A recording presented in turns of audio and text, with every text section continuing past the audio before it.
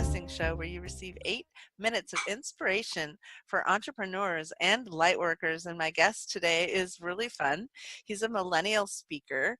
He really gets so many things that some of us don't get, and he talks about how to minimalize but make more profit. That's really cool. And then also now he's talking not only about profit but also about happiness, so we had to connect. So welcome, Jake Melton. Nice to meet you. Oh, thank you so much. You too, Erica. I'm really excited about your new book. Why don't we, I know we're not supposed to jump in about a book. I'm supposed to interview you first, but I really want to hear about your book because, well, I'm sort of a book freak. So Yeah, of course, and obviously with you having written some things on happiness, I think we definitely have connected there. right? Yeah. Yeah.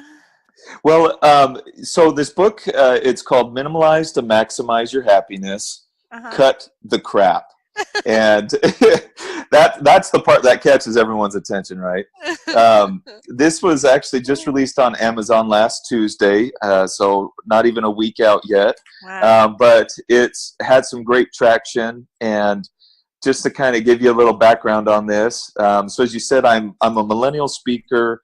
I'm Uh-huh. a minimalism expert and a change management expert as well, and a lot of the speaking, the coaching and training that I do is based around change and a lot on human potential and how we can embrace change and focusing it more so towards business owners, entrepreneurs, and in organizations as a whole. Obviously, in Okay. personal life, it's just as important.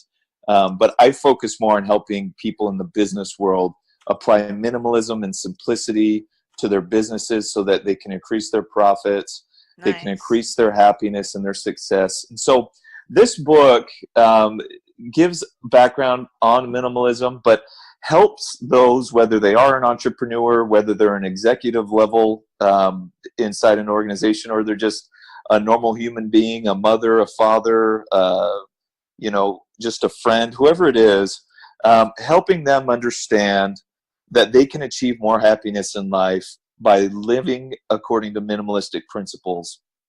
And a lot of people assume minimalism is more about the physical, tangible things, right? So Uh-huh. getting rid of things that are occupying physical space in your house, or if you have a storage unit, getting rid of your storage unit, things you don't use, and that's a part of it. But for me, I've been on a minimalism journey for several years, and for me, the biggest influence in the realms of my life where it's made the most impact is in my mental and emotional state. And for me, clearing not necessarily just the physical clutter in my life, but clearing the mental clutter You has know, made and changed my life dramatically. I think for me, I think one of the big things, well, I had two huge changes in the last couple months. And one was I started drinking ionized alkaline water, Oh, wow. and Cool. it's been so nice. My brain loves it. But then also it was swimming. And so it was the swimming and just getting, when I'm swimming, my head clears. That's awesome. And Yeah. people tend to try to jump in your head, like especially if you have caring clients, or passionate clients, and they like to jump in my head. And so sometimes I go swimming and I kick them all out of my head, and it's really nice. Yeah, yeah, and then that we definitely all have ways of doing that. Sometimes it's just going and sitting out and reading a book outside, or going for a walk and turning on some, certain genre of music that you really connect with. But this is helping folks understand how to cut the crap in their life so that they can obtain more happiness. If there's Yeah. something that isn't helping them progress as a person, isn't helping attribute to their overall happiness in life, Uh-huh. then it helps them learn how and where to cut the crap in their life so that they can avoid negativity, they can avoid toxic relationships, business processes, or anything like that that may be holding their business back. That's what this book is about. And Can I it tell you hit, something funny, Jake? yeah, go ahead. Okay, so there's a lunar eclipse recently, and I'm not really like into astrology. Like I'm totally woo woo, but I'm astrology and me. We just have never really like I don't believe in half of it. Like I don't know. I know my listeners are going. You don't, but I really just don't. But and so I haven't really, I just kind of I have different beliefs. But anyhow, the lunar eclipse, I have to tell you, really interestingly, is about letting go of the old and bringing in the new. Isn't that fascinating? That's a good. That's I haven't really thought about that. I know. So the influence that it had on people, that it was supposed to have on people, according to like the people who believe in this stuff, was that you would get an awareness and it would sort of be startling of what you were no longer supposed to do and that you would have to change because we were being asked to change to help the planet in a bigger way. So if you look at Yeah. it that way, your book is like in perfect sync with what's going on, right? And With yeah, so you can have there fun you with that. go. There you go. Oh, that's great. Yeah, I actually I haven't really heard that. I'm not very far into astrology either, any of Yeah. that, and so that's really interesting though. That's I cool. like to use information to my benefit. Hey, there you go. I'll if s- it's gonna, if it's gonna, if it's gonna teach or show me something that I'm gonna learn. But yeah, I think it's kind of interesting. So, I love talking about your book. But one thing I think a lot of my listeners might be curious about too would be this process of becoming a speaker. And you've been a speaker for quite some time. And maybe why don't you just share with our entrepreneurs who are listening, if they're curious about expanding their ability to public speak, what are some of the things you've done that have really worked? Yeah, no, that's great. So my background, my speaking actually started when I was in middle school. I got into acting, Wow. and high school I was in drama. I actually quit the basketball team to get and stay in, dedicated to the drama department. So I put on plays and performed all through middle and high school. I grew up in Southern California. I actually was able to go on Nickelodeon as an extra one time, and Tyra Banks' America's Top Model. I think it was the first episode or first trailer for that. Oh my. And so anyways, as far as the acting side, that really gave me the confidence to get in front of people and perform. And in church, I was in Boy Scouts, and in jobs that I had worked in the funeral industry during the end of high school.